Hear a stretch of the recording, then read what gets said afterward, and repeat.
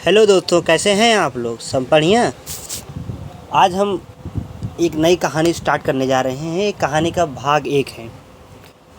ये कहानी शुरू होती है एक हंसते खेलते परिवार के साथ, लेकिन इसका ऐसा दुखद अंत होगा यह किसी ने सोचा नहीं था। शिखर और अवंतिका दोनों की शादी के 2 साल हुए थे। आज शिखर के छोटे भाई रौनक की शादी पक्की हो गई थी। अमृता और रौनक दोनों एक दूसरे से प्यार करते थे। कुछ ही दिनों में दोनों की शादी होने वाली थी। रौनक और शिखर के माता पिता बचपन में ही चल बसे थे। शिखर ने छोटी उम्र से ही काम करना शुरू कर दिया था। उसका एक ही सपना था, अपने साथ साथ रौनक को भी पढ़ा लिखा कर काबिल बनाना। शिखर का सपना आज पूरा हुआ था। रौनक एक बहुत बड़ी कंपनी में मैनेजिंग डायरेक्टर बन गया था। आज अमृता, जिसे वह बहुत चाहता था, वह भी आज उसकी ज़िंदगी में आने वाली थी। शिखर और अवंतिका और रौनक तीनों अमृता के घर बैठे थे, शादी की बात कर रहे थे। सारी बातें तय हो जाने के बाद तीनों उठकर खड़े हो गए।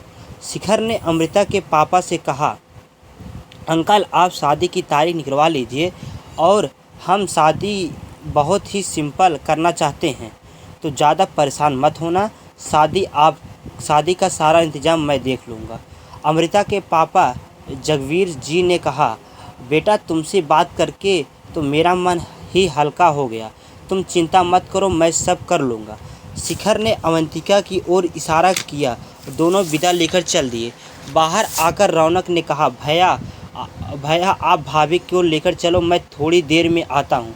यह सुनकर शिखर ने उसे घूरते हुए कहा, मुझे पता है न रात कितनी हो गई है, सुनसान रास्ता है, जंगल भी पड़ता है, चल मेरे साथ। अवंतिका ने कहा, उफ, आप भी ओल्ड फैशन के हो, इसे थोड़ा सा टाइम दीजिए अमृता के साथ बिताने के लिए। इन दोनों की ज़िंदगी आज बहुत बड़ा दिन है।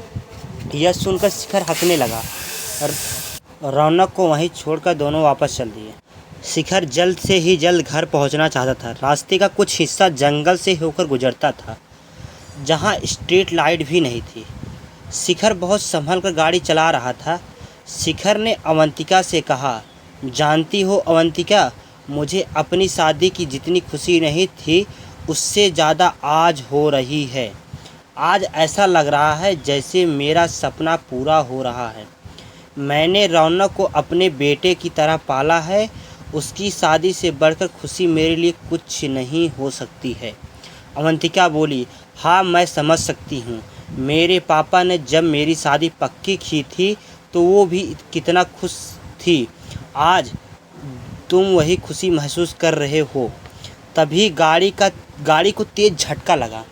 अब यहीं पर एक मोड़ लेता है। तभी गाड़ी को तेज़ झटका लगा, जैसे गाड़ी किसी चीज़ से टकराई हो। शिखर और अवंतिका घबरा गए। शिखर ने फटाफट ब्रेक लगाया। अवंतिका की चीख निकल गई। शिखर ने कहा, पता नहीं, शायद कोई जंगली जानवर होगा।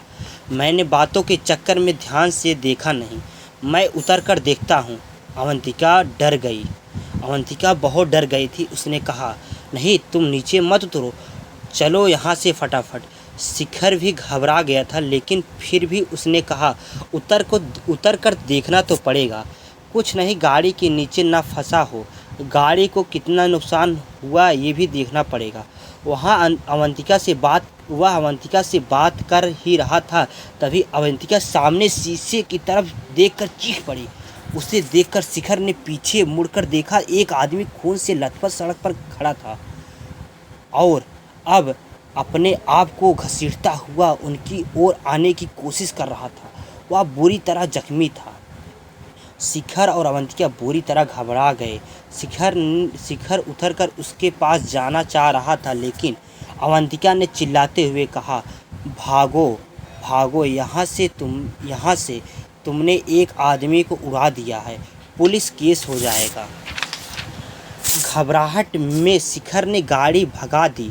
फिर उसने सामने शीशे में देखा, वह आदमी गिर पड़ा था और हाथ जोड़कर मदद के लिए पुकार रहा था।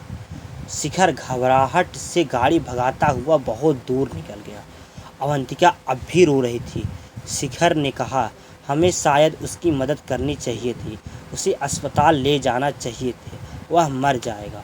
अवंतिका ने कहा, तुमने देखा नहीं, उसके ऊपर गाड़ी चढ़ गई थी। वह बचेगा नहीं, अस्पताल ले जाते तो तुम फंस जाते। अवंतिका की हाँ में हाँ मिलाकर शिखर ने गाड़ी की स्पीड तेज कर दी। कुछ ही देर में वे दोनों शहर में पहुंच गए। वहां पहुंचकर दोनों ने राहत की सांस ली। अवंतिका ने पानी की बोतल निकालकर पानी पिया और बोतल शिखर की ओर बढ़ा दिया। शिखर ने मना कर दिया। कुछ ही देर में घर आ गया। शिखर ने गाड़ी पार्क की और उतरकर देखा। गाड़ी पर सामने से डेंट पड़ गया था। एक और की फ्रंट लाइट भी टूट गई थी। अवंतिका जल्दी से गाड़ी से उतरी और शिखर को लेकर अंदर आकर सोफे पर बैठ गई। शिखर को अब बहुत पछतावा हो रहा था। हे भगवान, आज ही यह सब होना था। पता नहीं बेचारा बचेगा या नहीं। अवंतिका बोली, शिखर, अब इस बात को भूल जा। उसे बचाने के चक्कर में तुम्हें पुलिस पकड़ लेती और हम सब का क्या होता। शिखर ने अवंतिका की बात में सहमति जताई, लेकिन उसका मन अंदर से उसे कचोट रहा था। बार बार वही दृश्य दिख रहा था। खून में लथपथ आदमी उठकर किसी तरह उनकी ओर आ रहा था। फिर वह गिर पड़ा और ज़मीन पर पड़े पड़े हाथ जोड़ रहा था। ये रहा इस कहानी का पहला अध्याय। इस कहानी का दूसरा अध्याय हम नेक्स्ट पार्ट में